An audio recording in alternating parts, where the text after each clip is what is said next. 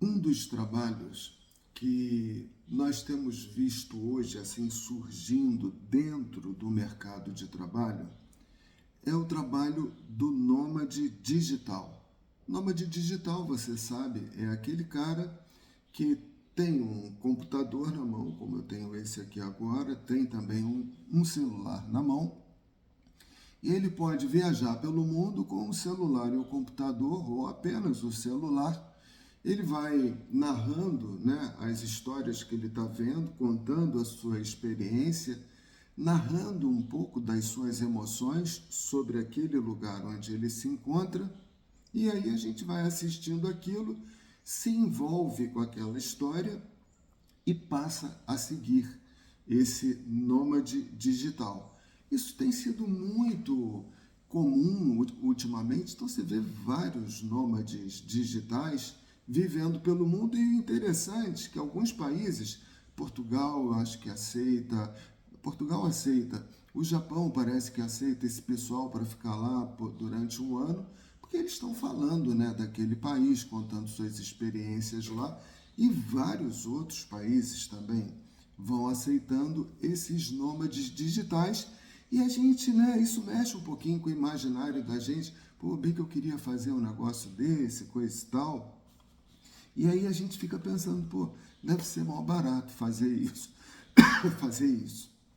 E claro que você tem que ter um número de seguidores, né? Com 2, 3 seguidores, você não vai conseguir ter uma residência, né, dentro daquele país, se dizendo como nômade digital. Você tem que ter algumas visualizações para solicitar, né, uma permanência num país, né, por algum tempo. Claro que essas situações de nômades, né, mexem muito com a cabeça da gente. A gente vê, né, o pessoal do circo que vão viajando de cidade em cidade, montam aquela lona, uma estrutura enorme. Antigamente ainda se levava bichos, né?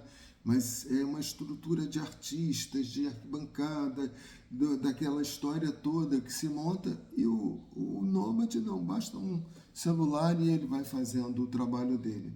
Tem uma outra forma de nômade também, que eu acho mó barato, que é dos motorhomes, ou então a dos trailers, né? Que a pessoa vai dirigindo dentro da sua própria casa e vai andando aí pelo país. Tem várias pessoas, eu sigo algumas dessas pessoas que vão narrando suas experiências, e isso mexe com o imaginário da gente, porque a gente fala, pô, deve ser mal barato. Hoje eu estou no Rio, amanhã eu vou estar na Bahia, depois eu vou estar não sei aonde, posso viajar pelo Brasil, posso viajar pela América do Sul, posso até ir para outros países e coisa e tal, e viajando assim e tal. E quando a pessoa vai contando a sua experiência, ela tem uma forma, né, de ganhar uma graninha durante aquela viagem, onde ela está vivendo aquela experiência, e fora outras formas de renda, né, que a pessoa pode fazer. Alguns fazem sanduíches e vendem em algumas situações, outros fazem artesanatos e vendem também, outros vão fazendo livros. Eu já estou aqui no meu terceiro livro, é esse daqui, Novos Caminhos no Paraguai. Eu vou falar sobre essa história aqui contigo, como é que eu fui parar lá no Paraguai, né? Através desse livro. Paraguai, você moraria no Paraguai? Então a gente vai fazendo esse negócio. Novos caminhos, presta atenção nesse título, porque esse daqui foi o meu segundo e-book escrito, A Estrada dos Sonhos. De novo, falando sobre caminho, né? Sobre uma estrada. E o primeiro livro que eu escrevi, esses dois são e-book, né? Foi esse daqui, Em Frente Sempre, onde eu comprei essa bicicletinha na Alemanha e saí viajando pelo país rumo afora, né? Fui parar lá na Dinamarca, rodei pelas ilhas do sul da Dinamarca, voltei para a Alemanha, fui até Berlim, atravessei o portão de Brandenburgo e ali eu considerei o final da minha história, mas depois eu continuei pedalando mais um pedaço lá da Alemanha até voltar para Frankfurt, no aeroporto internacional, e voltar pelo Brasil. Então você vê, né, que eu tenho, né, em frente sempre, né, dando uma ideia de migração, né? Vai em frente e no sentido de enfrentar também. Porque quando você busca o novo, você está deixando uma zona de conforto, um lugar que você domina, que você se sente seguro e indo para o desconhecido, para o novo, em frente sempre. Mas o que vai ter lá? Será que a situação que eu vou encontrar pode ser pior do que a que eu estou? Então é melhor não ir, né? Mas a minha proposta, né, conforme eu coloco aqui no livrinho, é seguir em frente, vai em frente. Então a ideia do nômade está dentro da minha cabeça, né? Porque você buscando sempre esse novo, você vai encontrar, você vai estar trilhando a sua estrada dos sonhos. Então você vai estar seguindo por essa estrada dos sonhos, buscando a realização do seu sonho. Não é que a realização do seu sonho, do meu sonho, né, esteja aqui nesse terceiro livro, que é o Paraguai. Absolutamente, eu duvido que a minha trajetória pare aí. Mas nesse momento da minha vida, ela parou aí. E já que eu estou falando aqui da minha vida aqui para você, eu vou fazer um breve resumo de mostrar essa inquietação que tem dentro de mim e que talvez tenha dentro de você, e isso tem a ver com a nossa ancestralidade, porque os nossos tataravós, eles eram nômades, né? Nômades porque eles saíam às vezes de uma situação que estava muito frio, digamos que eles morassem lá no hemisfério norte, e começou a esfriar muito, eles tinham que descer, eles foram aprendendo, os que não aprenderam morreram, e aí eles tinham que descer para lugares menos frios, menos gelados, e vinham mais para perto do Equador, né? Então, era uma forma da linha do Equador, mais perto ali do meio da Terra, né? Vamos dizer assim. E para fugir do inverno, né? Daquele inverno rigoroso. Então, essa coisa da migração, e não só por uma questão climática, mas por uma questão de pastagens, vamos chamar assim, porque eles eram bastante selvagens, né? Então eles eram catadores e caçadores. Se aonde eles estavam catando as raízes, os frutos, os alimentos não tinha mais, eles tinham que sair dali. E se eles não tinham condições de caça ideais, eles tinham que sair dali. Até porque também havia a possibilidade deles serem as caças, né, as presas de eventuais predadores que tinham naqueles lugares. Então, essa coisa da migração, ela existe dentro do nosso DNA desde tempos imemoriais. Isso já existe dentro da gente. E dentro da minha história, isso eu vou contar aqui muito rapidamente aqui para você, isso também existe. Eu estou com 66 anos. Não parece muito não, mas eu tenho 66 anos de idade. E desde os 16 anos de idade, ou seja, há 50 anos atrás, eu fiz a minha primeira migração sozinho. Eu morava num apartamento enorme, com a minha família, meu pai, minha mãe, meus 2 irmãos, e eles queriam que eu fosse médico igual ao meu pai, para herdar o laboratório. Meu pai era médico patologista. Então, eles queriam que eu herdasse aquele laboratório. Meu pai era Joaquim Fernandes Braga Filho, eu sou Joaquim Fernandes Braga Neto. É só tirar o filho e botar o neto ali na porta da entrada do laboratório, tudo continua maravilhoso como sempre foi. Meu pai tinha uma condição financeira excelente, porque como médico, né, e dono de um laboratório, naquela época dava para ganhar uma graninha legal, ele ganhava muito bem. E assim eles pensavam, mas só que ninguém perguntou para os russos, o russinho aqui, né? O que você acha de você seguir lá? Laboratório não tem nada a ver comigo, medicina também, eu acho bacana, profissão bacana, mas não é isso que eu queria, não era isso que eu quero. Mas eles, subrepticiamente, né? Eles iam assim... Não, você tem a liberdade de escolher a sua profissão, de ser o que você quiser, desde que você seja médico, né? Lógico, você vai ter que ser médico, não é vai ter que ser, mas era essa a ideia. Então, a energia que tinha em volta de mim era que eu tinha que ser médico, né? Eles não aceitavam a ideia de que eu não seria um médico. Até porque o Joaquim Braga Neto tinha que ser a sequência, a continuação de Joaquim Braga Filho. Essa coisa de botar o nome do filho, um acréscimozinho lá no final, Júnior, Neto, Filho, né, do nome do pai, é uma coisa horrível, porque eu não sou a continuação do meu pai. Meu pai, eu sou eu. Né? A gente não saiu de dentro de mim, ele é um pedaço de mim, é um cacete. Eu não sou pedaço de ninguém, eu sou uma individualidade indivisível, indivíduo, indivisível, eu sou eu. Eu tenho meus sonhos, os meus ideais. Eles tinham um sonho e o sonho deles era lindo, maravilhoso. Só que não combinava com o meu. Pô, eles queriam o melhor para mim, eles tinham certeza. Em termos financeiros, eu também tenho. Lógico que seguir a profissão do meu pai ia garantir para mim um futuro tranquilo, seguro, maravilhoso. Certamente isso aconteceria. Mas não batia comigo. Mas havia aquela energia dentro de casa, eu me sentia oprimido, e aos 16 anos eu fugi de casa. A gente tinha um sítio, tem até hoje, que era do meu avô, desde 1940, né? E a gente ainda tem esse sítio até hoje. Acabou ficando para herdeiro, eu comprei uma parte de uma tia minha, história enorme, né? Não vou entrar nessa história. Eu fui para lá eu tinha um carro, em 1976, eu tinha um carro, um Aeroilis 63, nem era tão velho assim, né? Para 63 para 76 são 13 anos de idade. Carro bacana. Peguei aquele carro e fugi, arrumei um emprego numa coelheira. Eu ia trabalhar numa granja de coelhos. E aí meu pai descobriu onde é que eu estava, a coisa aí é uma história enorme, aí ele foi lá, me pegou de volta, eu falei, olha, tudo bem, eu volto para casa, ainda estabeleci condições. Mas com 16 anos, eu não tinha nem desmamado direito ainda, né?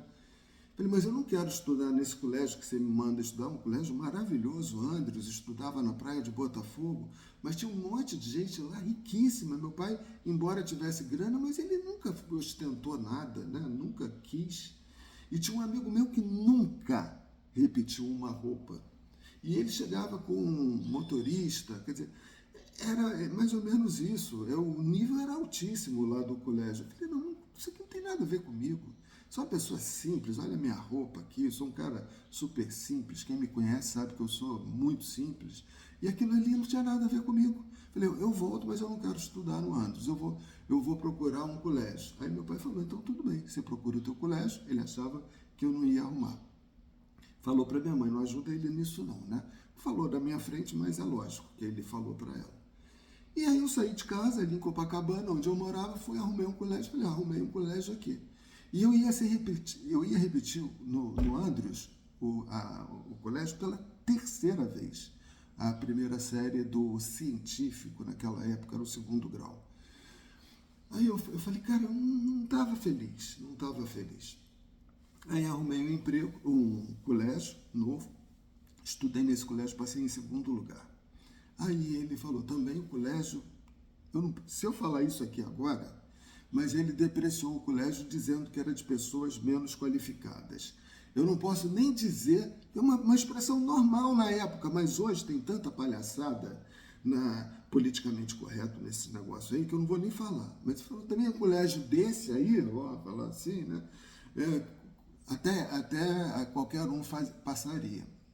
Mas eu passei em 2º lugar, fui me adiantando, 2ª série, 3ª, fiz um vestibular. Comecei a trabalhar no Banco Real, na ocasião, era o Banco Real, e aí trabalhava lá e eu comecei a olhar a realidade à minha volta, os caixas, era a caixa do Banco Real. E para ganhar minha grana, eu não queria ganhar a grana dele, queria ganhar a minha grana, eu falei, cara, a minha realidade vai ser essa, tinha caixas, na época era comum, assim de 50, 60 anos de idade, eu falei, cara, não é esse o futuro que eu quero para mim também. Aí eu voltei para a faculdade de medicina, eu queria fazer psicologia. E foi uma brigaiada lá em casa. Briga não, uma discussão, né? Não, mas se você quer ser psicólogo, então por que você não é médico e se torna um psiquiatra? Falei, mas eu não quero estudar o dedinho, o ossinho do dedinho, anatomia, fisiologia, para ser psicólogo. Eu não quero estudar isso, eu quero estudar o comportamento humano, a mente das pessoas, eu quero estudar isso. Ah, mas então mas a psiquiatria estuda isso também. Tentou, mas eu era TOD, transtorno de oposição e desafio. Né? Lá em casa todo mundo era Flamengo, eu era o único botafoguense. Né? Então, essas coisas, porque eu não aceitava que impusesse a mim uma vontade que não fosse a minha. Eu aceitava conversar, mas assim, impor, não. Não é que eles impunham, mas impunham. Né? Aquela democracia que funciona maravilhosamente se a gente seguir o roteiro que foi traçado para a gente, que não foi traçado por mim mesmo. E isso, quando não era eu aquele que estabelecia o roteiro da minha vida, eu não gostava. E aí eu consegui, o velho pagou minha faculdade todinha, eu repeti o último período por causa de uma besteira lá de um professor, e aí eu repeti o último período, e aí eu paguei. Né? Não falei, meu pai não tem obrigação de pagar um curso que eu repeti. Aí os últimos 6 meses da minha faculdade eu paguei. E me formei em psicólogo. Né? Acabei me formando em psicologia, segui a minha profissão e antes de sair de casa, esse tem um detalhe importante nesse ponto todo, eu saí de casa antes de me formar e antes de casar. Ninguém acreditou. Mas por que você não casa? Por que você não se forma primeiro, casa e depois você muda? Cara, eu não aguentava aquela energia o que não era minha casa. Aquilo ali era a casa dos meus pais. E eu acho isso maravilhoso. Porque o ninho que a gente nasceu não tem que ser confortável. O ninho é deles, não é meu. Foram eles que construíram. E eu acho que é assim que tem que ser. Meu pai e minha mãe foram perfeitos na minha educação. Porque aquilo ali tem que ser ruim para a gente sair. Eu vou contar muito rapidamente uma história aqui das águias, né? Que foi uma história que... Essas coisas que a gente aprende em curso, coach e coisa e tal.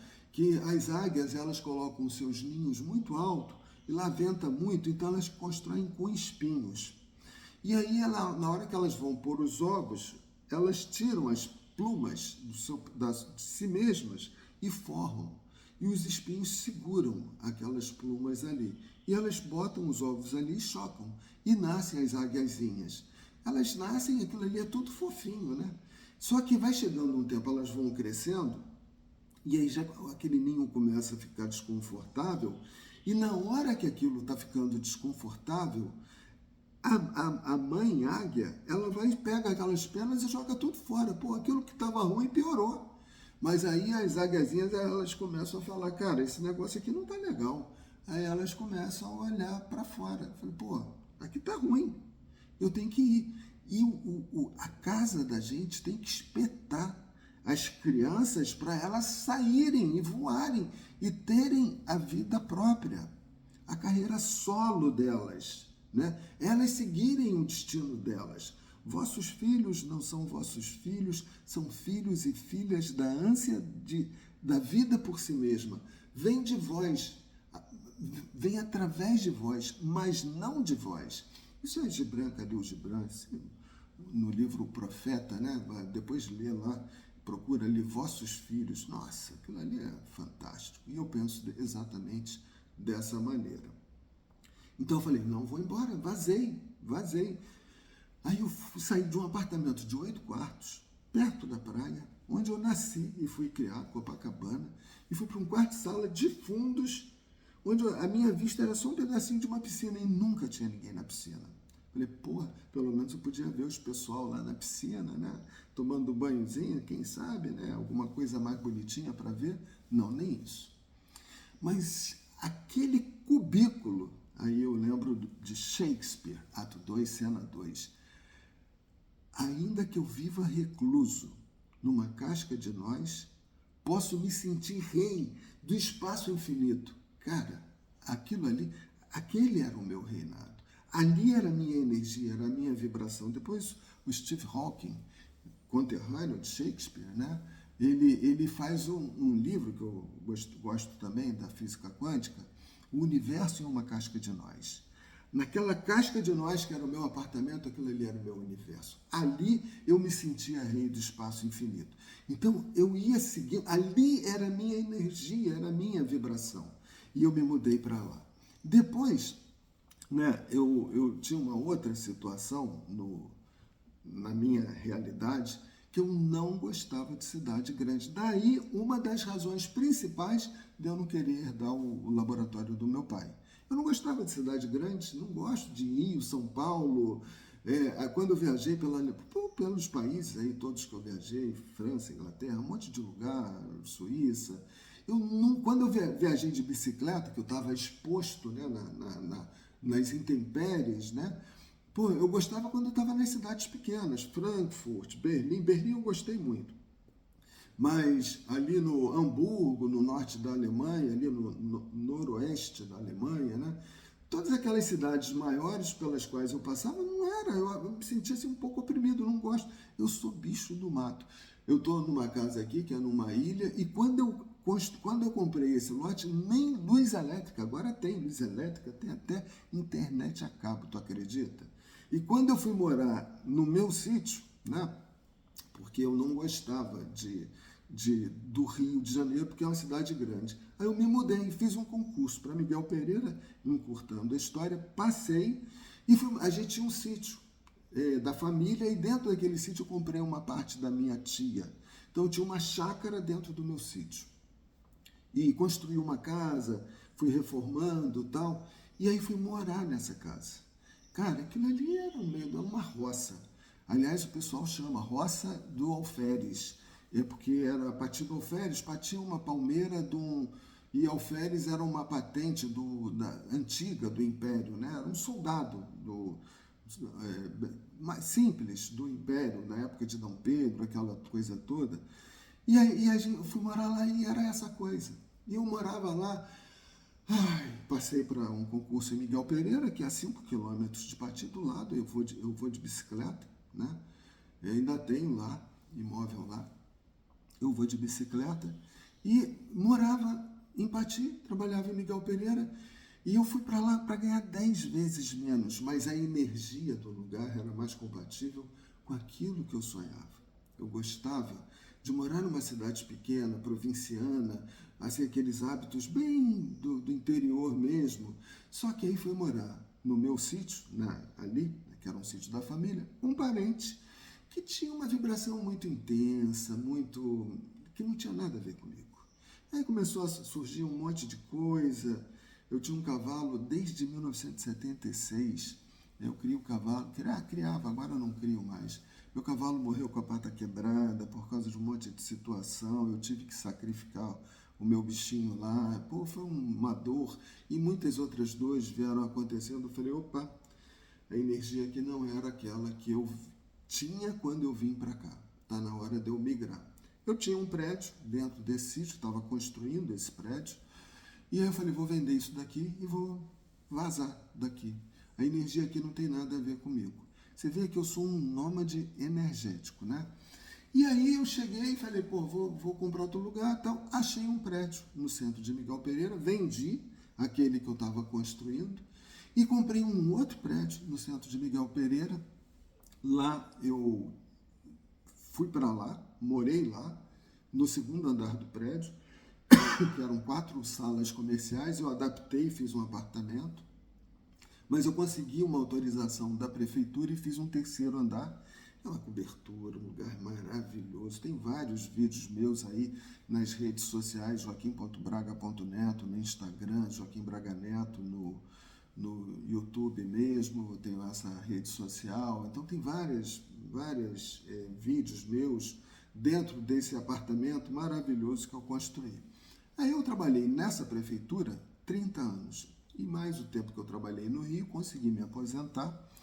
E aí eu tinha comprado esse terreno aqui, onde eu estou, aqui na ilha de Itacuruçá, não tinha nem luz elétrica, era mó barato, cara, mó barato.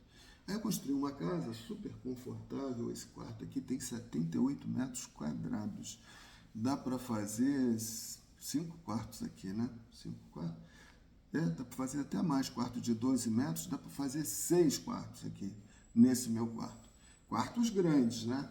Então, pô, super gostoso, é um lugar maravilhoso. Ali o meu barquinho tá ali em frente, é uma ilha, né? Então, eu tenho 2 barquinhos, um com motor, outro com remo, para poder ir para o continente, passear por aí. Cara, falei, cara, é maravilhoso. E aí, eu fiz a terceira mudança. A primeira importante que eu fiz foi sair do Rio e ir para Pati do Alferes, abrir mão de tudo que o Rio me oferecia. Depois saí de Pati do Alferes, fui para Miguel Pereira, foi a segunda mudança importante. E depois eu vim de Miguel Pereira aqui para Itacuruçá, terceira mudança importante. E aí eu estou vendo que o meu país maravilhoso, o Brasil, né, varonil, esse país fantástico que a gente mora, ele está com uma energia, não é só o Brasil, é o mundo inteiro, está com uma energia pesada, né? Esses conflitos acontecendo, um monte de coisa, nossa, uma polarização de pessoas que eram amigas, agora umas contra as outras, por causa de um monte de coisas. Eu não vou aqui entrar em detalhes, pelo menos nesse nosso papo de hoje, para você, porra, ver assim, cara, eu falei, cara, eu estou me sentindo oprimido de novo, não posso falar. Você vê aqui, eu estou com dificuldade de falar o que eu gostaria de falar, não posso, né? Porque senão, aqueles montes de problemas, e tá tudo certo. Eu não brigo com os lugares onde eu me encontro, eu simplesmente vazo, né? E aí eu falei, cara, o meu radar migratório começou a rodar de novo. Falei, cara, onde é que funciona? Aí comecei a ver um monte de pessoas falando sobre esses novos caminhos no Paraguai. E eu fui lá, no Paraguai, né? E esse livrinho aqui, que ainda nem encadernado tá, aliás, isso aqui não é um livro, é um e-book, se você quiser, tá na Hotmart. Depois eu boto aqui o link aqui para você, aqui no vídeo, não sei como é que faz isso não, mas eu vou ver como é que faz e vou botar o link se você quiser essa história que eu estou contando, né? Depois eu conto a história lá no Paraguai. Eu vou falar aqui para você também, mas se você quiser saber no detalhe mesmo, tá lá no e-book, você pode ver e eu vou passar o link aí para você. Cara, aí eu falei, pô, lá tem um monte de coisa acontecendo, não estou dizendo que é para todo mundo, isso tem a ver comigo. Tem o meu cunhado, por exemplo, ele chegava lá nesse sítio que eu morei, né, que era do meu avô, ficou para o meu pai, para os filhos do meu avô, para os meus tios. Meu cunhado chegava lá, ele era uma figuraça, ele falava assim, nossa, que saudade da poluição. Claro, lógico, ele era uma pessoa urbana, eu é que não sou.